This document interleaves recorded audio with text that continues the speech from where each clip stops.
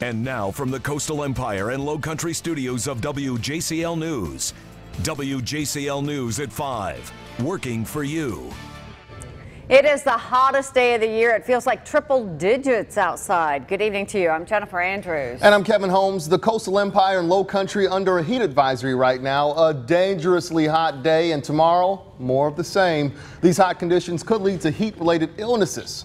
That's why we have in-depth coverage of the heat tonight. Forecast coming up in just a bit.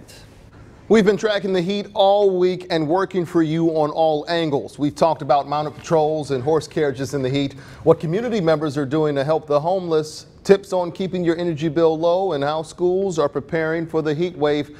And that includes football players ahead of the first game of the season. Tonight will be a hot opening night for high school football. Boy, I'll say, Low Country Bureau Chief Larry Sproul is braving the heat in Bluffton tonight. He continues our in-depth coverage of the heat live at Bluffton High. Larry, you staying cool? I know that's impossible.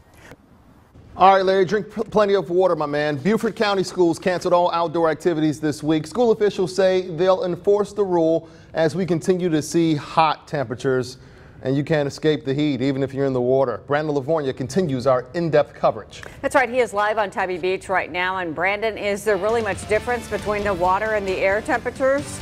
Stay cool, my man. Extreme heat kills more people in the U.S. than tornadoes, hurricanes, floods, and lightning combined. According to the CDC, extreme heat causes an average of 658 deaths every year in the U.S. It can lead to high body temperatures, brain and organ damage. Extreme heat affects everyone, but the elderly, poor, the children, homeless, and those who work outside are most at risk. Meanwhile, there are two different levels of heat-related illness: heat exhaustion and then the more severe and more deadly heat stroke. Heat exhaustion consists of sweating, weakness, clammy skin, and a fast pulse. Lie down and drink water if you experience these symptoms. Heat stroke is when your body temperature spikes above 103 degrees. You may have hot, dry skin, confusion, a rapid pulse, and may possibly faint. If this happens, call 911. Our in-depth heat coverage continues on WJCL.com. There you'll find all of our heat wave coverage, including how outdoor workers handle the heat, how to make sure your AC is working properly, and a warning about playground temperatures. You can also download our weather app.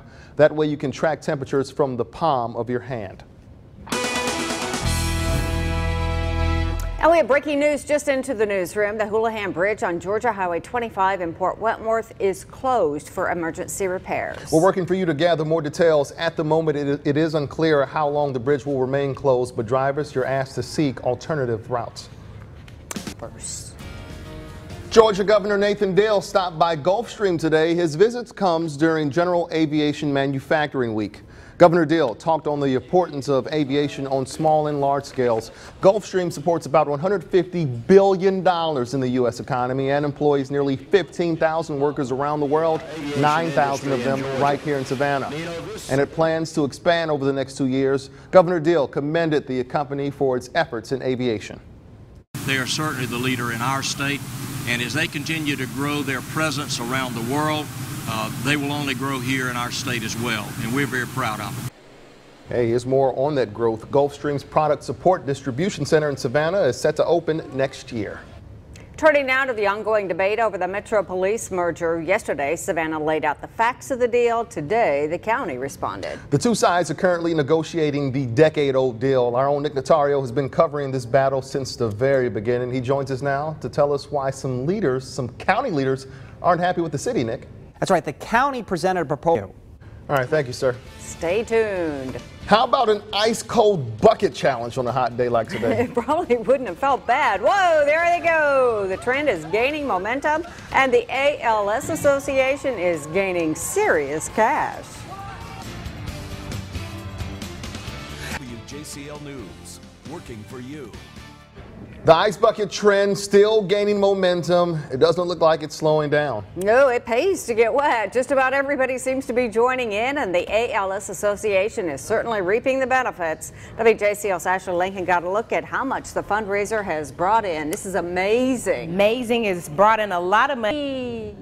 Operation Clean Sweep will be back on Savannah streets this weekend. It's the city's effort to join with residents in order to keep Savannah clean.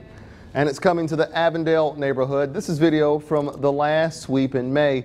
along parts of Martin Luther King Jr. Boulevard. Activities include everything from picking up trash and cutting weeds to outreach and education.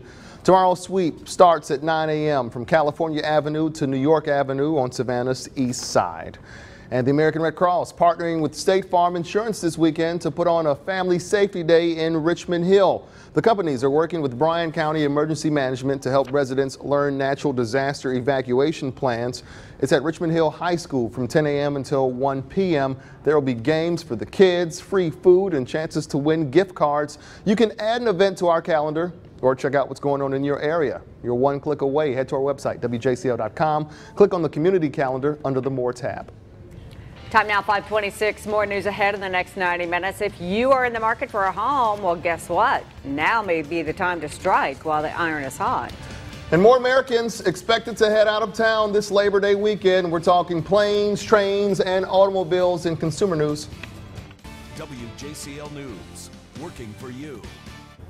All right, here we go. We've been getting you ready for weeks now. The high school football season is here. First Friday of the football season, and you know that guy right there, the big guy, he's got you covered. He joins us now live in Bluffton, where the Bobcats are getting set to kick off the 2014 season. Big guy, big day, right?